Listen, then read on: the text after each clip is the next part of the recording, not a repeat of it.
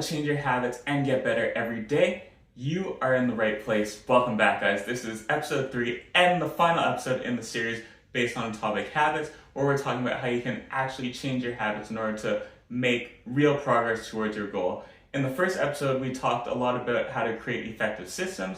Episode 2, we got into the behavior changes required in order to set yourself up for success. And in this episode, we're going to get more into the actual tools that you can implement. And as always, at the end, we're going to also talk about my progress towards the qualifier for the World Championships and where I'm at with training, because we are officially 5 weeks out, and the goal is to win this thing and get my spot back on Team Canada for the World Powerlifting Championships.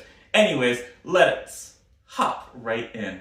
The process of building a new habit can be broken down into 4 simple steps: cue, craving, response, and reward. So basically what happens is the cue triggers a craving, which creates a response, which leads to a reward, and that reward now reinforces the cue for next time to reset this whole cycle. So by understanding this can help us create new habits and also break bad habits that we don't want to keep moving forward. Now, when creating a new habit, we want to make it easy, attractive, obvious, and satisfying.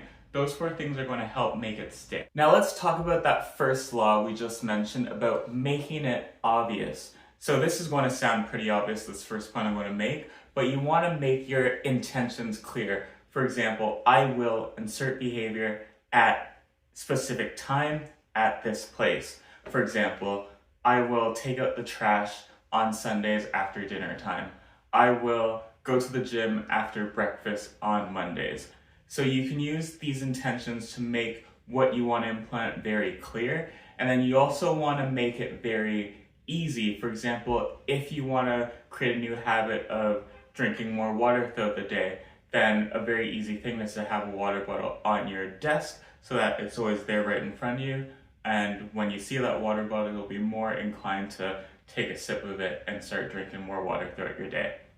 So that last piece really just speaks to designing your overall environment in order to make it easier to cue the habits you want to implement. Now for law number 2, making it attractive, how can we do that? So the first thing I want to talk about is temptation bundling. And what this means is pairing an action of something you want to do with an action of something you have to do during the day. So an example is you have to go to work now, and a new habit you want to instill is getting more steps throughout the day. So maybe on your lunch break during work, you can start setting out 10 minutes to go on a walk around your office building. So that is where you're now bundling, the action that you want to do with something you already have to do.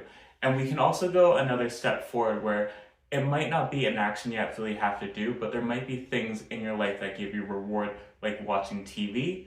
Now you can actually get, those like little walking pads. So an example would be buying a walking pad, and you could be walking on the walking pad while you're watching TV in order to help you get more steps. So it's looking for ways where you can bundle the actions of your wants with something that you're already doing within the day to help reinforce that habit and make it more attractive to yourself.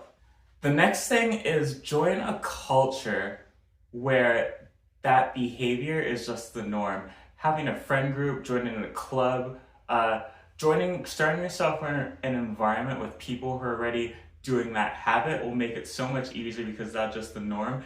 And by fitting in, it'll just make it a lot more attractive to take on that new habit. And if there's a really difficult habit that you want to put in place, another little key you can do is do something you really enjoy right before. So now you're getting that positive response right before you're taking on that new habit. Number 3 is making it easy. And this goes back to that water bottle example we talked about before with keeping that water bottle on your desk at work if your goal is to drink more water. But you really want to manipulate your environment in order to reduce the amount of steps required to take on that new habit. Another example is, let's say you have a really busy schedule and you want to start going to the gym regularly, but you just don't have a lot of time in between. So one thing you can do is just make sure you have your bag packed, you have snacks, you have an after-work snack with you, and right after work you go straight to the gym to optimize having to come home, cook, prepare your gym bag, and then leave. that's going to just create so many more steps in order to actually create that action of going to the gym versus if you're ready to just go right after work. So now with the fourth law, it's make it satisfying. You really want to get enjoyment out of these new habits, which will really help to make it stick. Try giving yourself an immediate reward after you implement a new habit or get that task done. And if you've just avoided a bad habit, try it and create a way where you can actually see the benefit from avoiding that bad habit and implementing the new one. Great tools include using a habit tracker, and a good real life example is, I don't know if I can't talk right now. I don't know if anyone has used the app Duolingo where they track how many days that you practice French straight. Right now I'm at like a 680-day streak just because now I don't want to lose my streak on the Duolingo app. And I've honestly learned so much French just from, every day setting time to do those couple minute lessons. And it's also really, really, really important to never miss twice. If you miss once, that's okay. Get back on track. But when you miss twice, then you're reinforcing that negative behavior to become a habit again. So really try and make a note to, if you miss once, it's okay, get back on track, but do not miss twice. Now on the flip side, how do we break a bad habit? Let's quickly touch on this topic, and then we'll close off this video with my training updates towards my World Championships qualifier.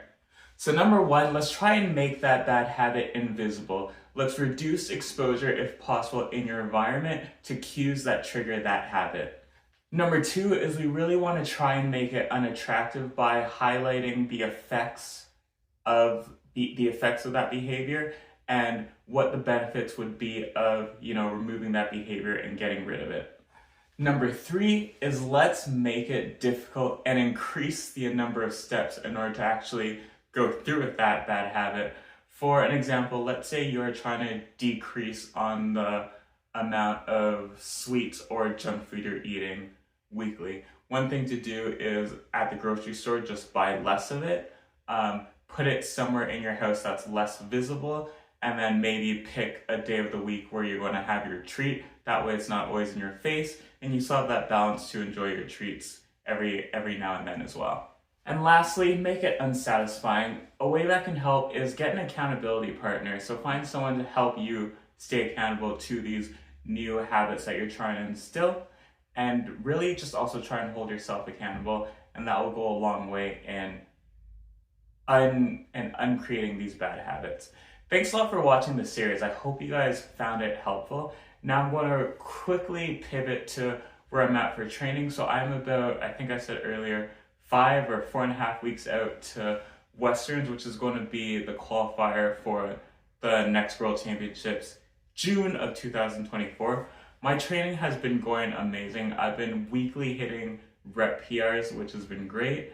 I'm going to show you some clips from my training this week. Bench was going great. I had some really comfortable singles at 370 pounds. I don't think I have actually been hitting singles this high, this far out on bench ever in my trainings. That's been amazing. Squats have been flying. So this was my squat day from Friday where I was hitting easy singles at 550 pounds. Honestly, as you look in this video, it felt like I was moving an open bar. This was feeling amazing. And deads is just my trusty lift. It always feels good. It's always moving well. And it's that lift which I just can't wait to do when I get to competition. So it's been very encouraging with how my training's been moving lately.